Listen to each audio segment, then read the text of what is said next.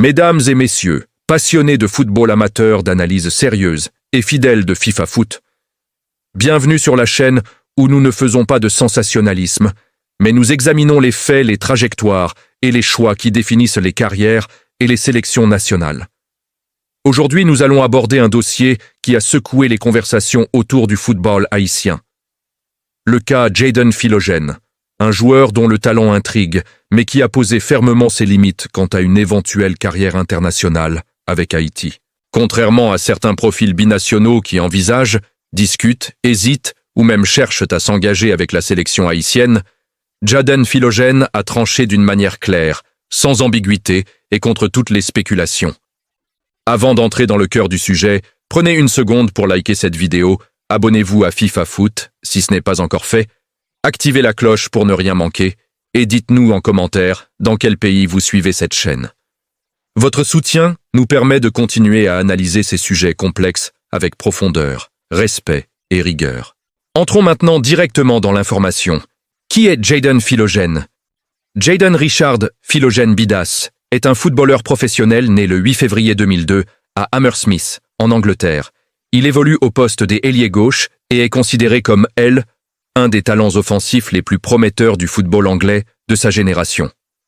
Formé à Académie des Aston Villa, après avoir été repéré à la Pro, Direct Academy de Londres, il a débuté sa carrière professionnelle avec les Villans à Vendée, enchaîné des prêts à Stoke City et Cardiff City, puis de rejoindre Hull City où il a explosé avec une saison remarquable faite de buts et de performances percutantes. En janvier 2025, il a signé pour Ipswich Town, un club de Premier League, avec un contrat jusqu'en 2029, confirmant son ascension dans l'élite du football anglais. Sur le plan international, Philogène a représenté Angleterre, au niveau des moins de 20 ans et des moins de 21 ans, avec plusieurs apparitions et buts marquants dans ces catégories. Sa progression avec les U21 anglais, a positionné comme un joueur à suivre sur le plan international, et il demeure actuellement éligible pour la sélection senior de l'Angleterre, avec l'objectif clair de poursuivre ce cheminement. Alors pourquoi ce joueur si talentueux, si attractif sur le marché européen, fait-il l'objet de spéculations autour de Haïti? La réponse réside dès abord dans une rumeur persistante qui a circulé dans certains médias sportifs spécialisés. La possibilité qu'il soit d'origine haïtienne et qu'il puisse donc représenter la sélection nationale haïtienne sur la scène internationale. Mais ces spéculations ont été fermement démenties. Des journalistes haïtiens, dans une mise à jour récente, ont clarifié que Philogène a nié tout lien avec Haïti, répondant explicitement « Haïti? What? I am not Haitian. I have no link to Haiti » lorsque Elcro a interrogé sur la possibilité qu'il puisse jouer pour la sélection haïtienne. Plus encore, quand on lui a demandé si ses parents avaient un héritage haïtien, sa réponse a été catégorique « non ». Les informations actuelles indiquent que ses origines seraient dominicaines, île de la Dominique, ou purement britanniques, mais aucune preuve crédible ne confirme une ascendance haïtienne pour le joueur. Cette clarification est importante pour comprendre que la spéculation autour de sa connexion avec Haïti ne repose pas sur des faits solides, mais plus sur des souhaits et des interprétations erronées dans certains médias ou sur les réseaux sociaux. Ce démenti public a des conséquences très concrètes. Contrairement à d'autres jeunes talents binationaux qui n'ont pas encore choisi leur nation senior, Philogène est déjà engagé dans le parcours international anglais, ce qui tend à écarter définitivement toute possibilité d'un changement de sélection vers Haïti. Dans le football moderne, un joueur qui s'investit dans une progression avec une nation européenne structurée, avec compétitions jeunes et continuité, montre une intention claire d'aligner sa carrière professionnelle sur cette option. Mais au-delà de ce simple fait, il faut comprendre la logique plus profonde. La compétition, les ambitions, les opportunités et la réalité du football international. Un joueur qui a grandi dans le système anglais, qui a été formé au plus haut niveau et qui bénéficie de une exposition médiatique considérable du football européen, est naturellement attiré par une carrière alignée avec les équipes de France ou et Angleterre. Des nations qui offrent des perspectives sportives, compétitives et économiques nettement plus élevées qu'une sélection comme Haïti. La sélection anglaise, tout comme les équipes de France pour les joueurs éligibles, représente l'accès aux grandes compétitions internationales à une visibilité maximale et à la possibilité de rivaliser avec les meilleurs joueurs du monde. C'est un rêve sportif que beaucoup cultivent dès leur plus jeune âge. Et pour un joueur comme Philogène, qui a déjà représenté l'Angleterre au niveau des jeunes, il est cohérent de poursuivre cette trajectoire plutôt que de changer de cap pour une sélection qui, offre pas les mêmes avantages structurels. Revenons maintenant à la question culturelle et identitaire. Dans le débat public, il y a souvent une confusion entre être né dans un pays, avoir une ascendance, et se sentir lié émotionnellement à une nation. Pour de nombreux joueurs, l'origine familiale est un élément important de leur identité. Mais pour Philogène, il est clair que son identité sportive, ainsi que sa relation avec le football qui compte pour lui, a été façonnée par le système anglais. Il n'a jamais exprimé d'attachement particulier à Haïti, ni d'intérêt pour s'engager auprès de cette sélection. Au contraire, ses déclarations publiques l'ont démenti. Cela ouvre un débat plus large sur la façon dont les nations abordent leurs joueurs binationaux. Haïti, comme d'autres sélections non européennes, a souvent cherché à attirer des talents de la diaspora afin de renforcer son effectif. Cela peut être une stratégie formidable lorsque un joueur se sent une connexion authentique et souhaite embrasser cette identité. Mais lorsque les faits montrent qu'un joueur ne se reconnaît pas dans cette identité, il est important de respecter ce choix sans en faire une polémique inutile. La pression médiatique ou sociale ne peut pas remplacer la liberté de décision individuelle d'un joueur.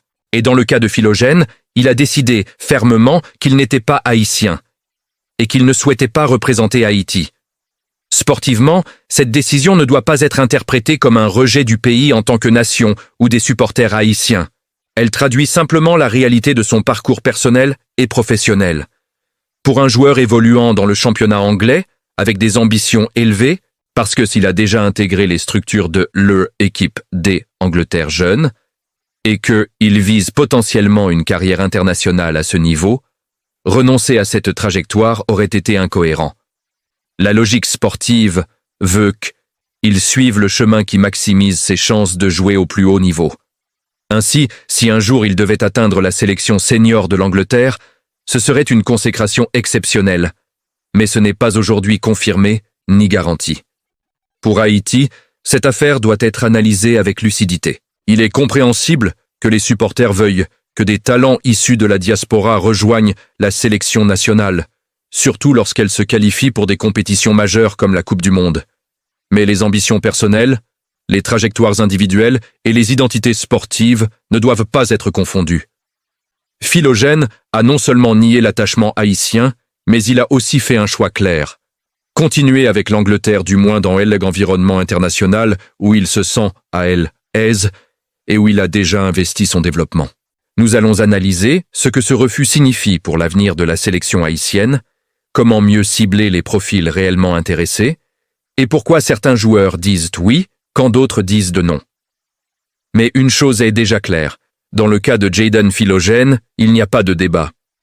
Il a choisi sa voie, il a choisi son identité footballistique, et Haïti doit avancer sans lui, avec lucidité et maturité.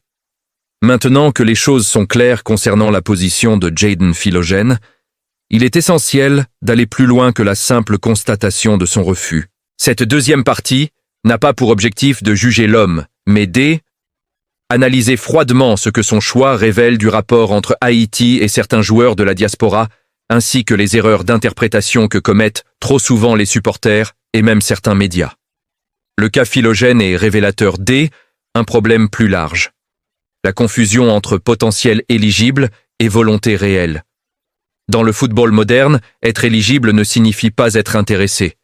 Et c'est là que beaucoup se trompent. Il faut comprendre une chose fondamentale. Un joueur ne choisit pas une sélection uniquement sur la base de ses origines supposées.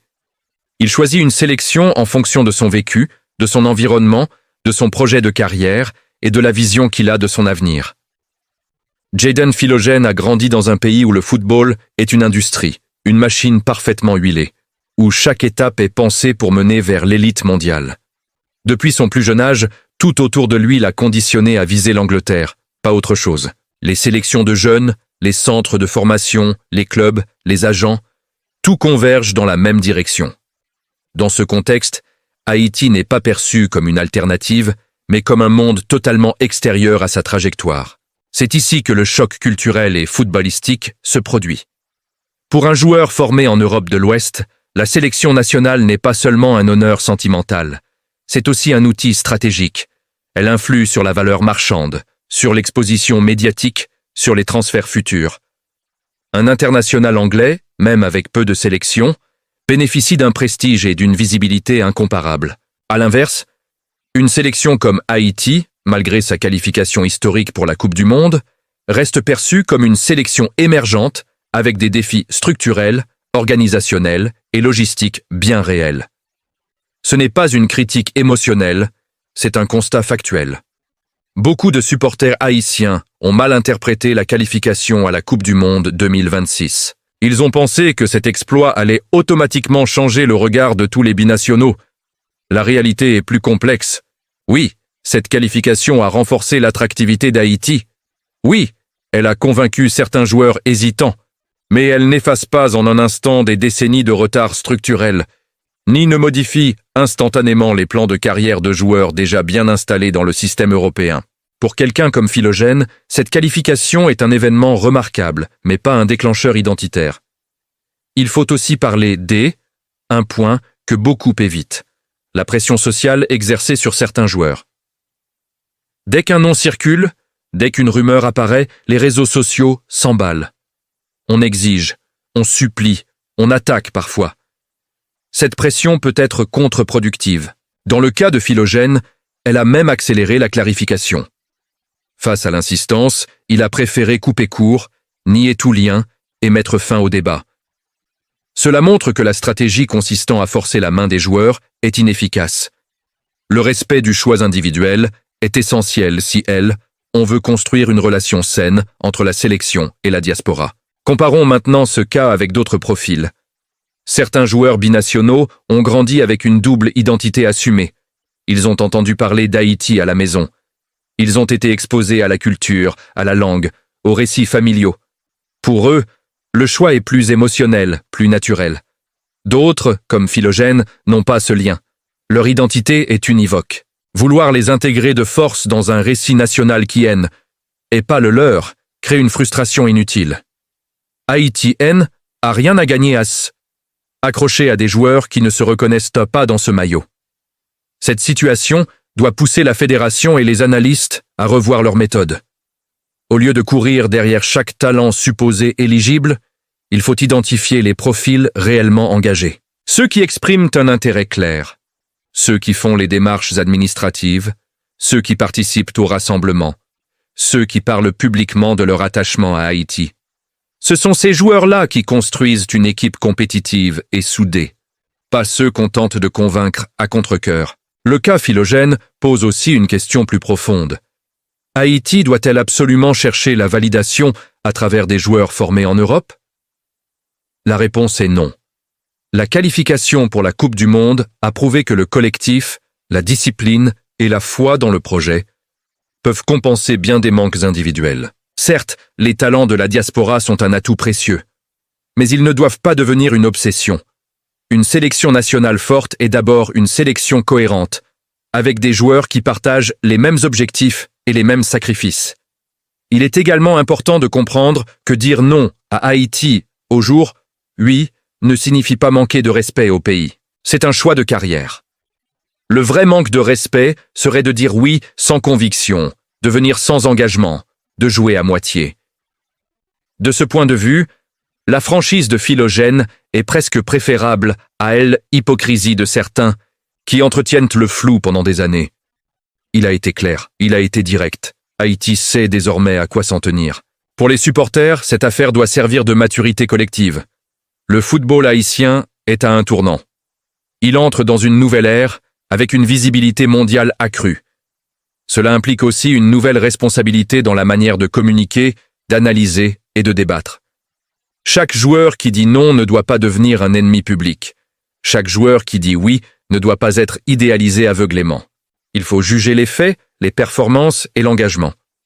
En définitive, la deuxième leçon du dossier Philogène est simple mais cruciale. Haïti ne doit plus courir après les illusions. Le projet doit être construit avec ceux qui croient réellement en lui. Les portes doivent rester ouvertes, mais jamais au prix de la dignité ni de la cohérence. Le respect va dans les deux sens, et pour avancer, il faut parfois accepter qu'un non soit définitif et regarder vers l'avant. Pour conclure, le cas Jayden Philogène dépasse largement le simple choix d'un joueur qui dit non à Haïti. Il met en lumière une réalité que le football haïtien doit désormais regarder en face avec lucidité et maturité. Tous les joueurs éligibles ne sont pas destinés à devenir grenadiers. Tous les talents de la diaspora ne portent pas Haïti dans leur cœur. Et ce n'est ni une trahison ni un scandale, c'est une réalité du football moderne. Ce qui compte aujourd'hui, ce n'est pas de forcer des identités ou de mendier des engagements, mais de construire une sélection solide, respectée et cohérente, avec ceux qui choisissent Haïti par conviction et non par calcul. La Coupe du Monde 2026 marque un tournant historique. Elle impose une nouvelle mentalité, un nouveau discours et une nouvelle exigence. Haïti n'a plus besoin de courir après les noms, mais de valoriser les hommes. Ceux qui disent oui doivent être protégés, accompagnés et respectés. Ceux qui disent non doivent être acceptés sans polémique inutile. Le véritable défi n'est pas de convaincre tout le monde, mais de bâtir un projet crédible, stable et ambitieux qui parle de lui-même. Et si ce projet est bien mené, alors demain, ce ne seront plus les joueurs que l'on suppliera, mais Haïti que certains regretteront de ne pas avoir choisi.